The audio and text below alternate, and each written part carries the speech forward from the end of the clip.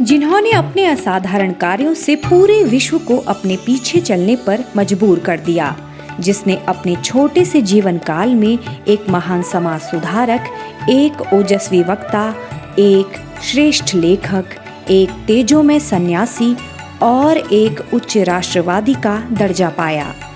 ये युग पुरुष थे स्वामी रामतीर्थ, जिसने अपने असाधारण कार्यों से पूरे विश्व में अपने नाम का डंका बजाया।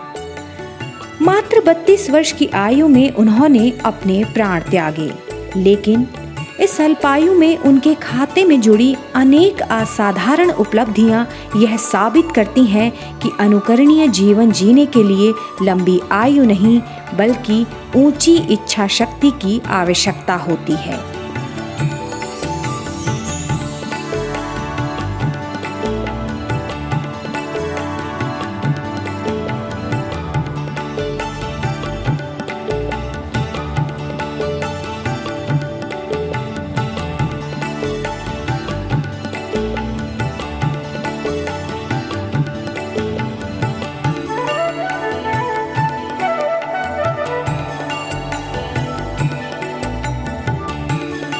उनके खोज परख व तर्कपूर्ण विचारों ने युवा वर्ग को काफी प्रभावित किया।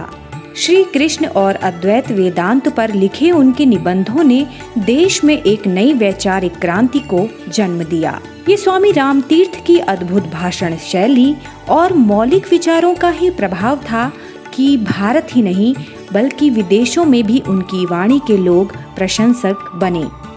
वे जापान में विशेष रूप से हिंदुत्व के बारे में समझाने के लिए गए।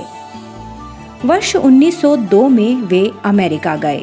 उन्होंने 2 साल तक अमेरिकियों को हिंदुत्व के मर्म के बारे में समझाया। उन्होंने बताया कि हिंदुत्व एक धर्म विशेष की विचारधारा ही नहीं, अपितु एक संपूर्ण जीवन दर्शन है। –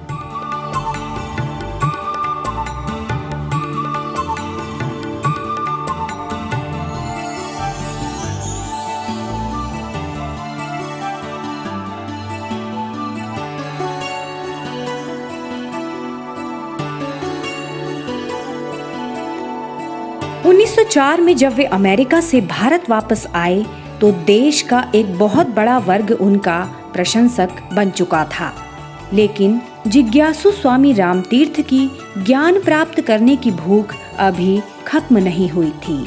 इसी के चलते स्वामी जी सांसारिक जीवन को छोड़कर जीवन दर्शन का ज्ञान प्राप्त करने के लिए हिमालय की कंदराओं में चले गए। 17 अक्टूबर 1906 को दीपावली के दिन हिमालय क्षेत्र में गंगा के तट पर स्नान करने के दौरान डूबने से उनकी मौत हो गई।